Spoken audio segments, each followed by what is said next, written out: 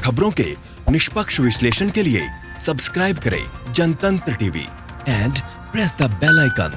Never miss any update.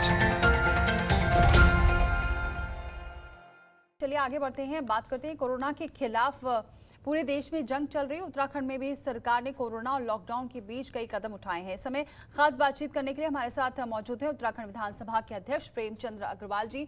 बहुत स्वागत है प्रेमचंद अग्रवाल जी हमारे साथ जुड़ने के लिए। जी धन्यवाद, बहुत बहुत धन्यवाद। प्रेमचंद अग्रवाल जी, सबसे पहला सवाल ये है कि अब स्थिति धीरे धीरे और बिगड़ ही रही है, क्योंकि हर जगह मामले बढ़ रहे हैं कोरोना के लिए, लेकिन अच्छी बात ये भी है कि रिकवरी रेट भी अच्छी है। आगे और क्या व्यवस्था होने वाली है उत्तराखंड में?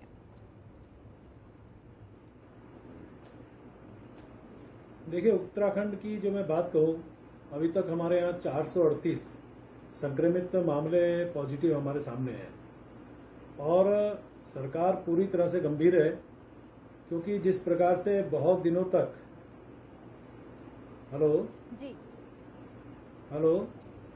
जी बोलिए। हेलो, मेरी आवाज आ रही है? हाँ बिल्कुल आ रही है, आप बोलिए। मेरी आवाज आ रही है?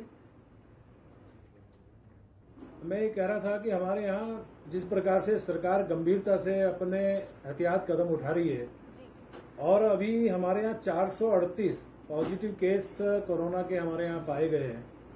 सरकार जब से यानी कि 15 मार्च को पहला केस हमारे यहाँ पॉजिटिव आया और उसके बाद से लगातार सरकार गंभीरता से उसके बारे में विचार कर रही थी। और आज भी स्थिति यह है कि यदि मैं एक हफ्ते पहले की बात करूं तो मात्र 62 केस हमारे पास थे और इस बीच में जो बड़े हैं उसमें हमारे यहाँ कुछ प्रवासी जो उत्तराखंड के भाई बहन हैं जो विभिन्न प्रदेशों में अपना व्यवसाय की दृष्टि से, जॉब की दृष्टि से, अन्य दृष्टि से गए थे और उनको लाने का काम जब सरकार के द्वारा यहाँ किया गया तो उनमें कुछ लोग जरूर संक्रमित आए हैं और वो बढ़े भी हैं।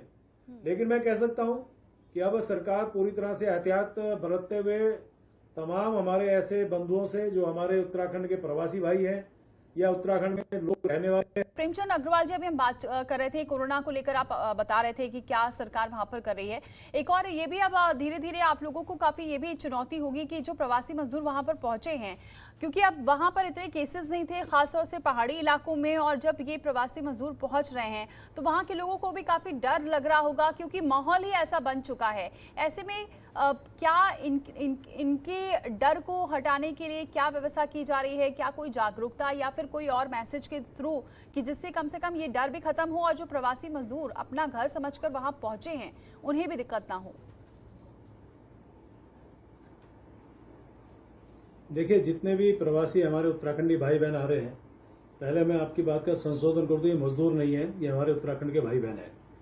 और जब ये हमारे यहाँ आ रहे हैं तो उनको इंस्टीट्यूशनल क्वारंटाइन हमारे क्षेत्रों में किया जा रहा है। यदि किसी गांव में पहुंच रहे हैं तो वहां पर चाहे स्कूल होंगे, चाहे पंचायत घर होंगे या इस प्रकार के जो भी सरकारी या दूसरे हमारे यहाँ भवन है, उनके अंदर उनको क्वारंटाइन किया जा रहा है और संबंधित ग्राम प्रधान और तमाम लोगों के माध्यम से उनको पूरी तरह से उनका ध्यान रखा जा रहा है। और इसी प्रकार जो अन्य हमारे जो लोग आ रहे हैं, जैसा माना फ्लाइट से आ रहे हैं, उनको अभी जैसे 2 दिन पहले फ्लाइट शुरू हुई है, उनको आते ही उनका जिस जगह पे माना वो आ रहे हैं उनको 7 दिन के लिए उनको इंस्टीट्यूशनल क्वारंटाइन किया जा रहा है और फिर 7 दिन उनके होम क्वारंटाइन कराने की व्यवस्था की गई है। और इससे पहले कि जब वो जहाँ पे बस से आ रहे हैं, ट्रेन से आ रहे हैं, फ्लाइट से आ रहे हैं, उनका वहाँ पे पहले मेडिकल चेकअप हो रहा है, जिसके माध्यम से फिर जहाँ वो पहुँच रहे हैं वहाँ मेडिकल चेकअप करने के बाद फिर वो आगे की कार्रवाई हमारे सरकार के और हमारे क्षेत्र में इस प्रकार से की जा रही है। और मैं ऐसा मान के चलता हूँ कि हमारे यहाँ गांव हो चाहे शहर हो, बहुत जागरूकता हमारे यहाँ है। और इसी का जैसे मैंने पहले भी बताया कि ये प्रवासी यदि भाई बहन का यदि हम थोड़ा सा पीछे चले तो मात्र 62 केस हमारे यहाँ पॉजिटिव केस थे, जिसमें जमातियों की भी यदि मैं जोड़ दूं तो 62 केस बहुत दिनों तक चलते रहे। यानी कि हमारे ग्राफ बहुत ठीक चलता रहा। तुलनात्मक दृष्टि से हमारा उत्तराखंड बहुत अच्छा रहा और मैं उम्मीद कर रहा हूं आने वाले टाइम पे भी ये ग्राफ फिर भी ठीक होगा। और जिस प्रकार से हमारे यहाँ अधिकांश हमारे प्रवासी उत्तराखंड के भाई बहन अपने अपने क्षेत्रों से आ चुके हैं, तो मुझे लगता है कि अब ये बहुत ज्यादा इससे बढ़ने की संभावना नहीं लगती है। लेकिन फिर भी सरकार एहतियात बरत रही है और हमारे यहाँ तो गांव के लोग बहुत मुस्तैदी से काम कर रहे हैं, बहुत अच्छा काम कर रहे हैं, बहुत अच्छे तरह से इन तमाम हमारे आने वाले लोगों के साथ व्यवहार भी कर रहे हैं। और मैं तो कह सकता हूं कि रोग से एहतियात करना है, रोगी से नहीं। यानी रोगी बाई चांस कोई बाहर से आ रहा है और वो रोगी है तो हमारा भाई है, हमारे क्षेत्र का है, उसको हम उस तरह से हम उसका सम्मान कर रहे हैं, उसका स्वागत कर रहे हैं। लेकिन उसके बारे में हमारे मन में कोई गलत धारणा नहीं है, क्योंकि हमारे उत्तराखंड के बारे में पहले से कहा जाता है कि अतिथि देवो भव।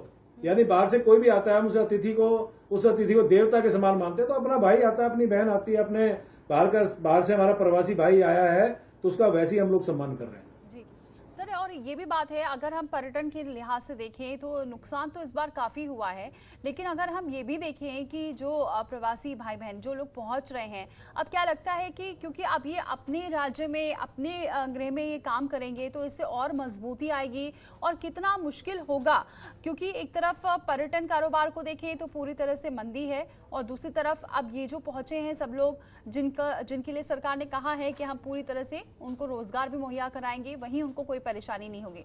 कितना बड़ा ये चुनौतीपूर्ण रहने वाला है आगे आने वाले दिन?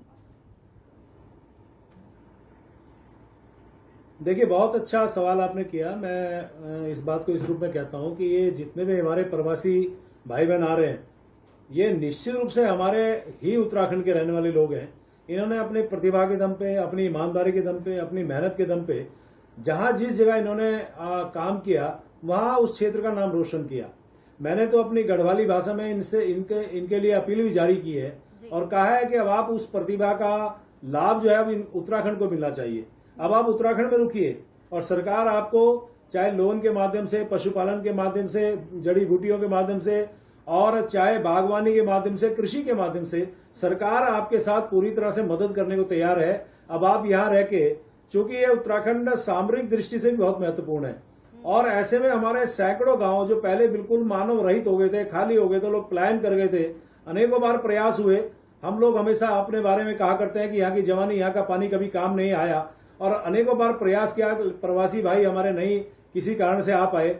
लेकिन आज यदि वो आ रहे हैं तो मैं उम्मीद कर रहा हूं जब ये यहाँ रुकेंगे और अपनी मेहनत और ईमानदारी के दम पे, अपनी प्रतिभा के दम पे इस उत्तराखंड का जो विकास आज तक हुआ है उससे और ज्यादा तेजी से इजाफा होगा। मैं उम्मीद कर रहा हूं वो सभी लोग, और उनको यदि यहीं पे हम लोग व्यवस्था देने का जो काम हमारी सरकार जब कर रही है, माननीय मुख्यमंत्री त्रिवेंद्र सिंह रावत जी ने बहुत ऐसे योजनाएं घोषित की हैं जिसके माध्यम से मुझे लगता है कि प्रवासी हमारे उत्तराखंडी भाई बहन यहाँ रुकेंगे और हमारे प्रदेश का भी विकास होगा और उनको भी रोजगार मिलेगा।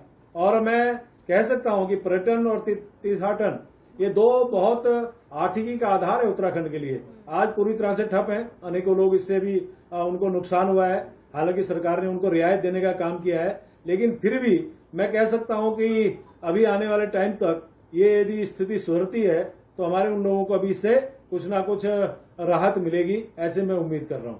यानी सर ये कहे कि आगे आने वाला दिन जो है उत्तराखंड के लिए ये इसलिए इस लिहाज से भी हम अगर पॉजिटिव तरीके से देखें तो एक अच्छा दिन हो सकता है, क्योंकि जिस मुद्दे को लेकर तमाम राजनीतिक पार्टियां इसको मुद्दा बनाती रही, पलायन एक ऐसा मुद्दा रहा हमेशा कि हर चुनाव में इसको मुद्दा बनाया जाता था, लेकिन ये अपने आप ही ये समस्या सॉल्व हो गई। और जैसा कि आप बता रहे हैं उत्तराखंड में अपने आप में बहुत ज़्यादा क्षमता है और विकास करने की, इससे और बेहतर होगा और आगे वाला दिन उत्तराखंड के लिए एक अच्छे दिन लेकर आएगा। जी, मैं कह सकता हूं अभी ये तो हमारे लिए संकट का दौर था और इस टाइम जैसे वैश्विक महामारी कोरोना बना है और इस संकट के दौर में यदि हमारे प्रवासी भाई आ रहे हैं तो ये हमारे लिए अवसर भी है। ये हमारे लिए अवसर भी है ताकि हम उनके लिए कुछ कर पाएं और वो हमारे उत्तराखंड में रह के, और जैसे मैंने कहा कि सामरिक दृष्टि से भी हमारा उत्तराखंड बहुत ही महत्वपूर्ण है और जिस प्रकार से हमारे आज अनेकों ऐसे गांव खाली हो गए हैं, हमारे बिल्कुल ऐसी स्थिति लगती है कभी तो कि वहां कृषि खत्म हो गई, बागवानी खत्म हो गई, घर बिल्कुल वीरान हो गए। और ऐसी स्थिति में यदि वो यहाँ रुकते हैं तो आने वाले टाइम पे हम सबके लिए बहुत सुखद भी होगा। और मैं तो इसके लिए बहुत भगवान से प्रार्थना कर रहा हूं कि ये लोग हमारे जितने उत्तराखंडी भाई बहन हैं अब हमारे उत्तराखंड के विकास के लिए जुटे।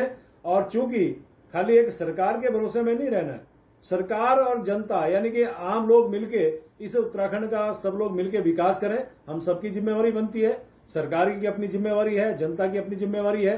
किसी भी काम को, किसी भी परियोजना को, किसी भी योजना को खाली सरकार के भरोसे नहीं छोड़ सकते। यदि जनता उसमें सहयोग नहीं करेगी तो खाली सरकार पे हम लोग इस काम को पूरा नहीं कर सकते। इसलिए मैं उम्मीद कर रहा हूं कि जो हमारे अन्य उत्तराखंडी भाई बहन है, प्रवासी भाई बहन है, सब लोग मिलकर उत्तराखंड का विकास करेंगे। और मैं वास्तव में पॉजिटिव सोच का व्यक्ति हूं, मैं सकारात्मक सोच का व्यक्ति रहा हूं। इसलिए मैं उम्मीद कर रहा हूं कि ये आने वाला समय हमारे लिए बहुत सुखद होगा। आने वाला टाइम हमारे लिए उस उत्तराखंड के विकास के लिए एक अहम कड़ी साबित होगा, ऐसा मैं मान के चल रहा हूं। जी सर, एक और सवाल ये भी कि आपने तीर्थाटन की बात की थी, तो जो चारधाम यात्रा शुरू हुई है, आपने कभी देखा इस बार बिल्कुल अलग है, क्योंकि जो श्रद्धालु हैं वो इस महामारी की वजह से नहीं पहुंच पा रहे हैं। कभी ऐसा देखा है कि ऐसा भी दिन कभी आया हो कि चारधाम यात्रा शुरू हो गई हो और वहां पर श्रद्धालु नहीं पहुंच पा रहे हों? देखिए, उत्तराखंड कई मायनों में अन्य प्रदेशों से अलग है। हमारे यहाँ अनेकों बार चाहे भूकंप का यहाँ पे हमें सामना करना पड़ रहा हो, अनेकों बार यदि मान लिया यात्रा चल रही है, बीच में स्लिप आ गए, अनेकों बार बाधाएं उत्पन्न हुई, लेकिन यह अलग प्रकार का व्यवधान हमारे सामने है कि आज श्रद्धालु बिल्कुल हमारे क्षेत्र में सरकार ने लॉकडाउन के कारण उनको आने भगवान पाठ चुके हैं, पूजा पाठ वहाँ के हमारे पुरोहित समाज, पंडा समाज, हमारे ब्राह्मण समाज का पूजा पाठ कर रहे हैं, नियमित कर रहे हैं। लेकिन श्रद्धालु नहीं आ रहे। इससे जहाँ भगवान श्री के दर्शन नहीं हो पा रहे हैं, वहाँ वो निराश है श्रद्धालु या जो हमारे तीर्थ यात्री है। वहीं हमारे यहाँ के लिए आर्थिकी का आधार भी एक चारधाम यात्रा हमें से रही है। इसमें चाहे हमारे टैक्सी व्यवसायी होंगे, बस व्यवसायी होंगे, चाहे छोटे हमारे ऑटो और विक्रम व्यवसायी होंगे और दूसरे प्रकार के परिवहन व्यवसायी होंगे, आज वो कहीं ना कहीं संकट के दौर से गुजर रहे हैं। और इनके साथ जुड़े हुए चाहे वो परिवहन व्यवसाय के साथ यदि मैं बात करूँ तो वॉशिंग करने वाले लोग होंगे, मैकेनिक लोग होंगे, होटल व्यवसायी होंगे, खोमचे और ठेले लगाने वाले लोग होंगे, और यदि मंदिर के आसपास की बात करूँगा प्रसाद बेचने वाले लोग होंगे, फूल बेचने वाले लोग, यानी छोटे से लेकर बड़े तक सभी प्रकार के ये जो गतिविधियां एकदम समाप्त हुई है। मैं कह सकता हूँ इससे तो बहुत बड़ी आर्थिकी का नुकसान हमारा हुआ है। और इसके साथ साथ क्योंकि ये देवभूमि कही जाती है, उत्तराखंड इसे देवभूमि कहते हैं। चारधाम के अलावा अनेकों ऐसे मंदिर है, आप कुमाई की तरफ चले जाए, हमारे जागेश्वर धाम है, हमारे यहाँ पाताल भुवनेश्वर है, हमारे जौनसाल की तरफ चले जाए, वहाँ महासुदेव का, ऐसे अनेकों मंदिर और देवी देवताओं के मठ मंदिर हमारे यहाँ है। और ये तो कहा जाता है हिमालय का जिसको आसरा हो, और चारों तरफ जहाँ मंदिर और देवी देवता वहाँ विराजमान रहते हैं, देवभूमि जाओ, वहाँ समझ सकते हैं आपकी आज हमारी क्या स्थिति होगी। और इसके साथ साथ पैटर्न की भी यदि मैं आपको बात बता दूं कि हमारे यहाँ नैनीताल है, हमारे यहाँ मसूरी है, हमारे यहाँ ऋषिकेश हरिद्वार, हालांकि तीर्थ नगरी है, लेकिन अनेकों लोग इस क्षेत्र में भी आते हैं जहाँ साहसिक राफ्टिंग है, साहसिक खेल कूद यहाँ पे संचालित होते थे, आज वो पूरी तरह से ठप है। हमारे यहाँ राफ्टिंग होती रही, क्योंकि मैं ऋषिकेश से आता हूँ, ऋषिकेश के आसपास राफ्टिंग का व्यवसाय बहुत बड़ी संख्या में होता रहा। और यही 4-5 महीने में वो लोग जो व्यवसायी लोग हैं पूरे साल भर का अपना काम कर लेते थे, आज वो कहीं ना कहीं आखिर के कारण बहुत ही नुकसान में है। सरकार ने राहत देने का काम किया है। मैं कह सकता हूँ कि प्रशासन के साथ साथ पर्यटन को भी नुकसान हुआ है। मसूरी है, नैनीताल है, और बहुत से हमारे ऐसे बुग्याल है, ऐसे बहुत से पर्यटन स्थल है जहाँ हजारों लाखों जो है पर्यटक हर वर्ष हमारे इस उत्तराखंड की धरती पे आते थे और लिफ्ट लेके यहाँ पे जाते थे, ताजगी लेके जाते थे, बहुत खुश होकर यहाँ पे जाते थे, क्योंकि यहाँ के लोगों का व्यवहार, यहाँ के लोगों का तौर तरीका, यहाँ लोगों का बहुत अच्छा, उनका ताजगी भरा व्यवहार, ईमानदारी के दम पे जब यहाँ से पर्यटक हो चाहे तीर्थ यात्री हो अपने गंतव्य स्थल की तरफ बढ़ता था, अपने घरों की तरफ बढ़ता था, तो यहाँ से अलग एक मैसेज लेके जाता था। आज ये पूरी तरह से ठप है। मैं तो भगवान श्री से प्रार्थना कर रहा हूँ, रोज प्रार्थना करता हूँ भगवान से कि कम से कम एक महामारी जो है ये जल्द खत्म हो, ताकि जो आर्थिक आधार है हमारा सबका, और मैं खाली अपने उत्तराखंड की बात नहीं कर रहा हूँ, पूरे देश में आज ये स्थिति, पूरे विश्व में आज ये स्थिति है कि महामारी खत्म हो, ताकि दिन के साथ ये संकट का दौर से जो गुजर रहे हैं उससे राहत मिले। मैं भगवान से प्रार्थना। बिल्कुल सही कह रहे हैं आप, और बहुत जल्दी इस संकट से राहत मिले, ये ऐसी की सब उम्मीद करें। बहुत शुक्रिया हमारे साथ जुड़ने के लिए प्रेमचंद अग्रवाल जी। तो हमारे साथ जुड़े हुए थे विधानसभा अध्यक्ष प्रेमचंद अग्रवाल जी, जिनका साफ तौर से कहना है कि संकट का दौर है इस वक्त, और बार बार यही एक उम्मीद की जा रही है कि बहुत जल्द ही ये स्थिति सुधरे, सिर्फ उत्तराखंड की नहीं बल्कि पूरे देश की।